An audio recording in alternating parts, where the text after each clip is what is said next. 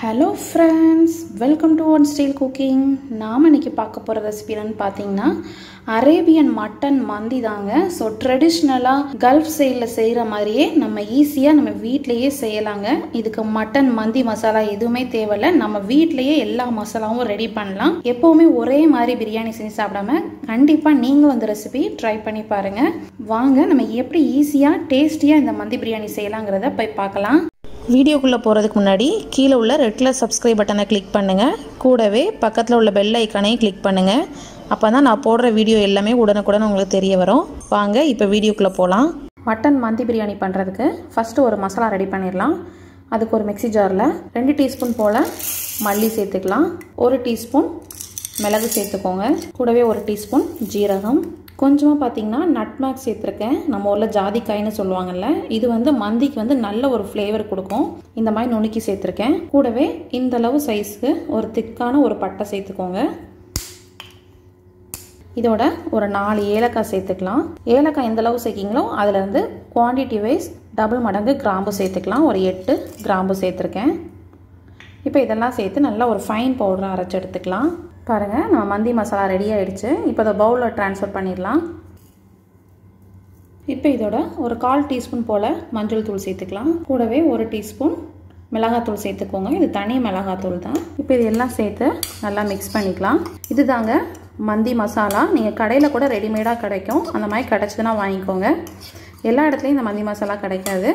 அதனால நம்ம இந்த மாதிரி நம்ம வீட்லயே செஞ்சு ஸ்டோர் பண்ணி வச்சுக்கலாம். இப்போ நம்ம மட்டனை வந்து மேரினேட் பண்ணிடலாம். இப்போ ஒரு பவுலில் ஒரு 1/2 kg போல் மட்டன் எடுத்திருக்கேன். மட்டன் பார்த்தீங்கன்னா நார்மலாக நம்ம குழம்புக்கு வைக்கிறத விட கொஞ்சம் பெரிய சைஸாக கட் பண்ணி எடுத்துக்கோங்க. நீங்கள் வந்து ஃபுல் லெக்காக கூட இதே மெத்தடில் ட்ரை பண்ணி பண்ணலாம்.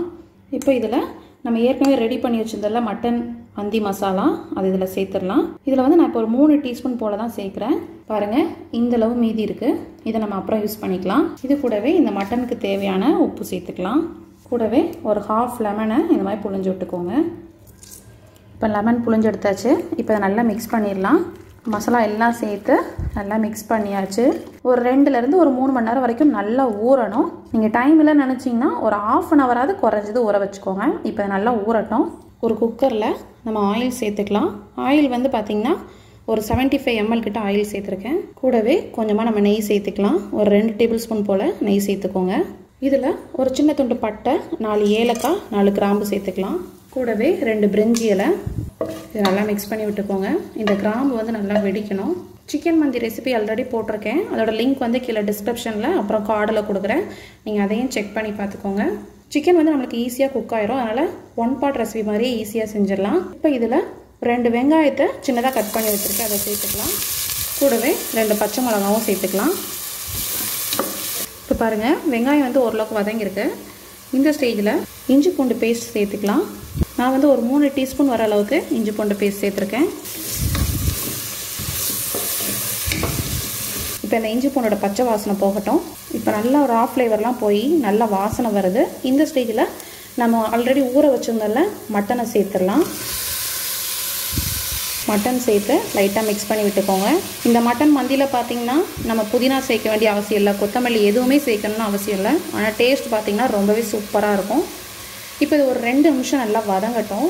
இந்த ஆயிலே நல்லா வதங்கணும். மட்டன் நல்லா அதோட கலர் நல்லா வெளியோடி சேஞ்ச் ஆகிருக்கு. இந்தளவு வதக்கிட்டு இப்போ இதோட ஒரு பெரிய தக்காளியை இந்த மாதிரி அரைச்சி வச்சுருக்கேன். அதை சேர்த்துக்கலாம். இது கூடவே நம்ம ஏற்கனவே ரெடி பண்ணி வச்சுருந்தோம்ல மட்டன் மந்தி மசாலா அது ஒரு 1 டேபிள் ஸ்பூன் சேர்த்துக்கலாம். இப்போ நல்லா மிக்ஸ் பண்ணிக்கலாம். மட்டனில் வந்து நம்ம ஊற வைக்கிறப்பவே நம்ம உப்பு சேர்த்துருக்கோம். அதனால் வேக வைக்கும்போது கவனமாக உப்பு சேர்த்துக்கோங்க. இப்போ ஒரு 2 நிமிஷம் மட்டும் இது நல்லா வதங்கட்டும். பாருங்கள் மட்டன்லேருந்தே நம்மளுக்கு தண்ணி எல்லாம் நல்லா வெளிவர ஆரம்பிக்குது. இந்த ஸ்டேஜில் தேவையான அளவு தண்ணி சேர்த்து நம்ம இதை நல்லா வேக வச்சிடலாம். தண்ணி சேர்க்கும் போது நல்லா மெஷர் பண்ணி சேர்த்துக்கோங்க. நீங்கள் எந்த கப்பால் எடுக்கீங்களோ அதே கப்பால் எல்லா பொருட்களையும் ஈவனாக எடுத்துக்கோங்க. தண்ணி பார்த்தீங்கன்னா நான் எடுத்த கப்பால் 2 கப் அளவு தண்ணி சேர்த்துருக்கேன். நம்ம இப்போ உப்பு எதுவுமே சேர்க்கணும்னு அவசியம் இல்லை. நம்ம மட்டன்லேயே உப்பு இருக்கிறதுனால நம்ம டைரெக்டாக நம்ம இதை குக் பண்ணிடலாம். இப்போ குக்கர் மூடி வச்சிடலாம். குக்கர் மூடி வச்சாச்சு. இப்போ இதை ஒரு 7 விசில் வரைக்கும் நல்லா குக் பண்ணி எடுத்துக்கோங்க. பாருங்கள் ஸ்டீம் எல்லாம் அடங்கினதும் ஓப்பன் பண்ணியாச்சு. இப்போ மட்டன் நல்லா வெந்திருக்கு. இந்த ஸ்டேஜில் மட்டன் பீசஸை மட்டும் நம்ம தனியாக தூர எடுத்துடலாம். பாருங்கள், மட்டனை மட்டும் நம்ம தனியாக எடுத்து வச்சாச்சு. மந்தி பண்ணுறதுக்கு ஒரு பெரிய பாத்திரத்தை எடுத்துக்கோங்க. இதில் நம்ம மட்டன் ஆல்ரெடி வேக வச்சோல்ல, அதை சேர்த்துடலாம். இப்போ இதில் பார்த்தீங்கன்னா தண்ணி வந்து பார்த்திங்கன்னா 1 கப் அளவு தண்ணி இருக்குது. இன்றைக்கி வந்து பார்த்திங்கன்னா பாஸ்மதி ரைஸ் வந்து நான் எடுத்த கப்பால் 2 கப் அளவு தண்ணி சேர்த்துருக்கேன். இப்போ இதில் பார்த்திங்கன்னா நம்ம ஊற்றின தண்ணியோட நல்லா தண்ணி வத்திருக்கு. 1 கப் போல் தான் தண்ணி இருக்கும். மீதி 1 கப் பாஸ்மதி ரைஸ்க்கு 1.5 கப் தண்ணி. ஸோ 2 கப்புக்கு 3 கப் தண்ணி தேவைப்படும். இதில் 1 கப் இருக்குது, அதனால் மீதி ஒரு 2 கப் தண்ணி இதில் சேர்த்துக்கலாம். நான் மெஷர் பண்ணி வச்சுருக்கேன், அப்படியே சேர்த்துட்டேன். அப்புறம் மந்தி ரைஸ்க்கான ஒரு முக்கியமான ஒரு பொருள் வந்து என்னென்னா ட்ரை லெமன். இந்த ட்ரை லெமன் வந்து இங்கே வந்து பார்த்திங்கன்னா உங்களுக்கு கடைகளிலே கிடைக்கும். நம்ம ஊர் சைடில் கிடைக்காதவங்க நம்ம லெமனை வந்து காய வச்சு நீங்கள் எடுத்து வச்சுக்கோங்க. 1 வீக்காவது குறைஞ்சது காயணும், அப்போ தான் நமக்கு நல்லா ட்ரை ஆகும். இப்போ இந்த ரைஸ்க்கு தேவையான அளவு நம்ம உப்பு சேர்த்துக்கலாம். இப்போ தண்ணி பார்த்திங்கன்னா உங்களுக்கு கொதி வர ஆரம்பிக்குது. இந்த ஸ்டேஜில் ஒரு 1/2 மணி நேரம் ஊற வச்ச பாஸ்மதி ரைஸ் இதில் சேர்த்துக்கலாம். நம்ம இதில் வேறு எந்த மசாலாவும் ஆட் பண்ணணும் அவசியமே இல்லை. ரொம்ப ஃப்ளேவர்ஃபுல்லாக இருக்கும். ஏன்னா இது வந்து நம்ம மட்டன்லாம் வேக வச்ச தண்ணிங்கிறதுனால ரொம்பவே டேஸ்ட்டாகவும் இருக்குங்க. இப்போ இது நல்லா அந்த அரிசியும் தண்ணியும் நல்லா ஈவனாக வரது வரைக்கும் நல்லா இப்போ அடுப்பை மீடியம் ஃப்ளேமில் வச்சே குக் பண்ணலாம். இப்போ பார்த்திங்கன்னா நம்ம மட்டனை தனியாக எடுத்தாச்சு. இதில் நம்ம அரைச்ச மந்தி மசாலா கொஞ்சமாக இருக்குது. இப்போ இதை எல்லாத்தையுமே நம்ம இதில் சேர்த்துடலாம். எக்ஸ்ட்ராவாக கொஞ்சமாக ஒரு பிஞ்ச் மட்டும் உப்பு சேர்த்துக்கோங்க. இப்போ இந்த மசாலா சேர்த்து நல்லா மிக்ஸ் பண்ணிடலாம்.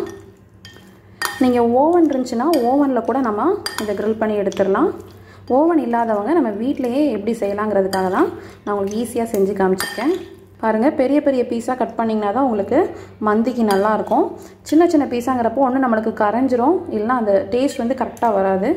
ஸோ கொஞ்சம் பெருசாக கட் பண்ணிக்கோங்க. நம்மளுக்கு அந்த அரிசியும் தண்ணியும் நல்லா ஈவனாக வர ஆரம்பிச்சிருக்கு பாருங்கள். இந்த ஸ்டேஜில் நம்ம தம் போட்டுடலாம். நான் இது ஒரு பழைய தோசைக்கல்லை தான் எடுத்திருக்கேன். இதில் தம் காண்டி மட்டும் யூஸ் பண்ணுவேன். இதில் வந்து பார்த்திங்கன்னா அடுப்பை சிம்மில் வச்சுட்டு நம்மளோட மந்தி பாத்திரத்தையும் வச்சிடலாம். இப்போ நம்ம பாத்திரத்தை வச்சு மூடி வச்சிடலாம். இது வந்து ஒரு 15 நிமிஷம் வரைக்கும் தம்மில் இருக்கணும். இதுக்கு மேலே ஒரு கனமான பாத்திரத்தையும் வச்சுக்கலாம். இப்போ நான் வந்து தோசை தவா எடுத்திருக்கேன். நீங்கள் இதுக்கு பதிலாக ஒரு சின்னதாக ஒரு பேன் கூட எடுத்துக்கலாம். இதில் வந்து கொஞ்சமாக ஆயில் சேர்த்துக்கோங்க. இந்த ஆயிலில் கொஞ்சமாக நம்ம நட்ஸ் சேர்த்துக்கலாம். நான் வந்து கொஞ்சம் பாதாம் முந்திரி ரெண்டுமே எடுத்திருக்கேன். இந்த ரெண்டையும் சேர்த்து லைட்டாக நம்ம வதக்கிக்கலாம். கலர் சேஞ்ச் ஆகாமல் உடனே எடுத்துருங்க. இப்போ இதே ஆயிலையே நம்ம எடுத்து வச்சுருந்த மட்டன் பீசஸையும் சேர்த்துக்கலாம்.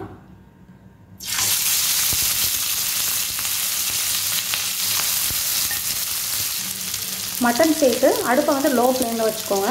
லோ ஃப்ளேமில் வச்சு இதை நல்லா நம்ம ஃப்ரை பண்ணி எடுத்துக்கணும். பாருங்கள், உங்களுக்கு மட்டன் வந்து நல்லா உங்களுக்கு ஃப்ரை ஆனது உங்களுக்கு நல்லாவே தெரியும். இது ஒரு 2 மினிட்ஸில் நல்லா ஃப்ரை ஆயிரும். ஸோ இப்போ நம்ம இதை எடுத்துடலாம். இப்போ பார்த்திங்கன்னா 15 நிமிஷம் தாண்டி ஆயிடுச்சு. அடுப்பை ஆஃப் பண்ணியாச்சு. மந்தி ரைஸ் பார்த்திங்கன்னா சூப்பராக ரெடி ஆகிருக்கு. நல்லா நம்மளுக்கு உதிரியாக இருக்குது பாருங்கள். இப்போ இதுக்கு மேலே நம்ம ஃப்ரை பண்ணி வச்சுருக்க மட்டனை இதில் சேர்த்துடலாம். இப்போ இதுக்கு நடுவில் ஒரு சின்ன பவுல் வச்சு இதில் ஒரு சின்ன துண்டு கதியை வச்சிடலாம். இதில் ஒரு ஸ்பூன் போல் ஆயில் சேர்த்துக்கோங்க. உடனே ஒரு பாத்திரத்தை வச்சு நல்லா க்ளோஸ் பண்ணிடலாம். அந்த ஃப்ளேவர் எதுவுமே வெளியே வராத அளவுக்கு நல்லா க்ளோஸ் பண்ணிக்கோங்க. இது ஒரு 5 நிமிஷம் வரைக்கும் அப்படியே இருக்கட்டும். அப்போ தான் அந்த ஸ்மோக்கிங் ஃப்ளேவர் எல்லாமே நல்லா உங்களுக்கு உள்ளே பரவும். இப்போ ஓப்பன் பண்ணிடலாம். இப்போ நம்ம இதை சர்வ் பண்ணிடலாம். ஃபஸ்ட்டு ஒரு பெரிய பிளேட்டில் அந்த பிரியாணி ரைஸை மட்டும் நான் எடுத்து நிரப்பி வச்சுருக்கேன்.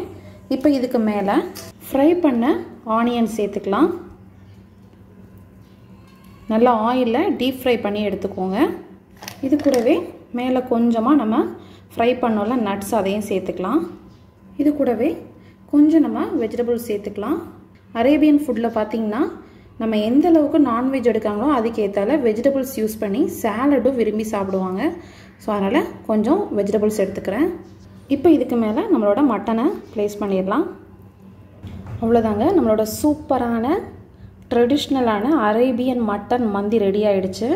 கண்டிப்பாக நீங்களும் ஏதாவது ஃபெஸ்டிவலுக்கு இந்த மாதிரி பிரியாணி செஞ்சு பாருங்கள். ரொம்பவே உங்களுக்கு பிடிக்குங்க. எப்போவுமே நம்ம ஊர் ஸ்டைலில் பிரியாணி சாப்பிட்ருப்பீங்க. இந்த பிரியாணி கண்டிப்பாக நீங்களும் செஞ்சு பாருங்கள். இந்த ரெசிபி பிடிச்சிருந்துச்சுன்னா நம்ம சேனலில் லைக் பண்ணுங்கள், ஷேர் பண்ணுங்கள், சப்ஸ்கிரைப் பண்ணுங்கள். மறக்காமல் இந்த வீடியோ பற்றின கமெண்ட்ஸை கமெண்ட் பாக்ஸில் போஸ்ட் பண்ணுங்கள். Thank you so much.